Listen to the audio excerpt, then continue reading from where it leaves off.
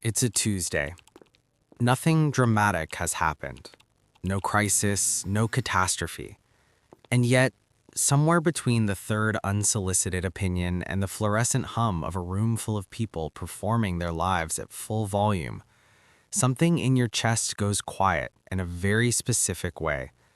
Not sad, not angry, just done. And suddenly, the only thing your body wants, the only thought that cuts through the static, is trees. Not a vacation, not a party, not even sleep. Trees. A road that narrows into gravel, air that smells like rain and soil and nothing artificial. The particular silence of a forest, where the only things making noise have no interest in you whatsoever. You don't tell anyone this, because how do you explain it? I need to disappear into the woods for a while doesn't exactly land well in a Tuesday afternoon meeting. But here's what nobody told you. That pull in your chest, that's not a personality flaw. That's not anxiety. That's not avoidance. That is your nervous system very clearly, very specifically asking for what it's always needed, a refuge. About 20% of the human population is walking around with something neuroscientists call sensory processing sensitivity. It sounds clinical, but what it actually means is this. While most people are experiencing the world in standard definition, catching the broad strokes, the headlines, the surface, your brain is running in 8K. Every conversation has subtext your brain automatically transcribes. Every room has an emotional weather system only you seem to be tracking.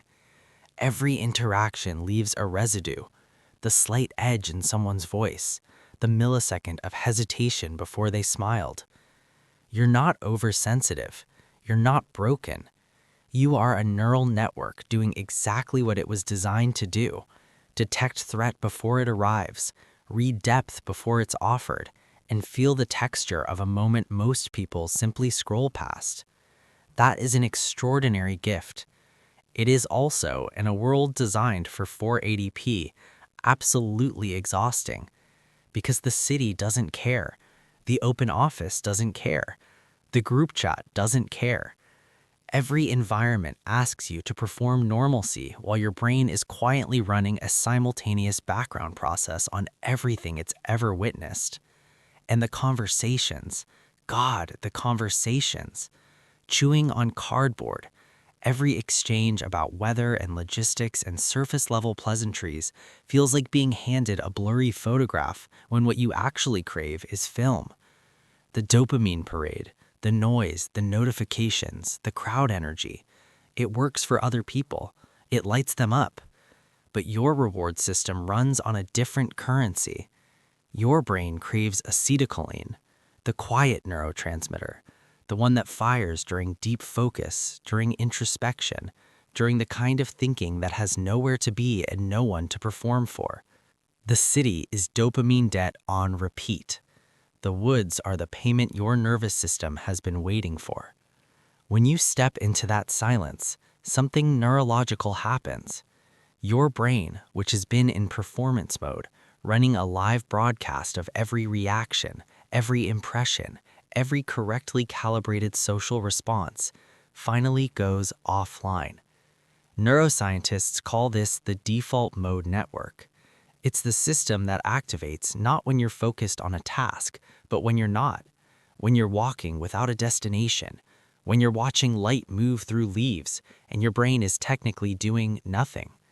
This is where everything happens. This is where the brain stops receiving input and starts organizing it, stops reacting and starts connecting.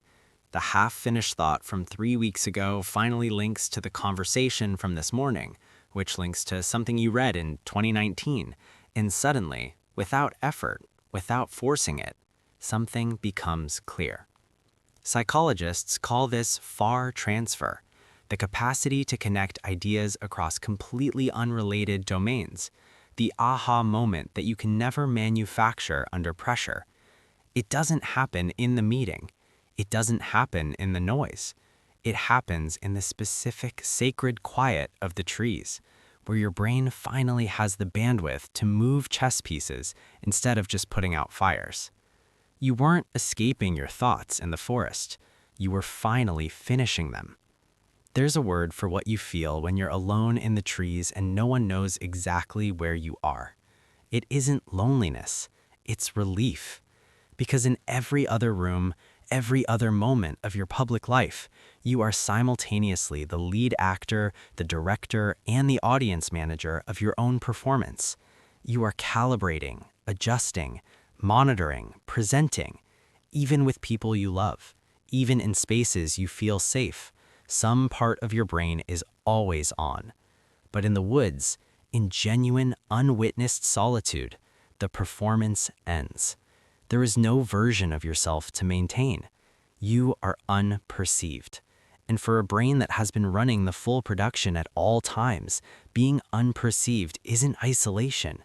It is the closest thing to freedom that this body knows how to feel. This isn't antisocial, let's be clear about that.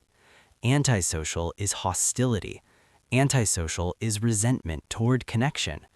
What you feel is something researchers call unsociability, the calm, quiet, self-sufficient preference for your own company, not because people are bad, but because you are enough, because your interior life is rich enough, strange enough, interesting enough to hold your full attention.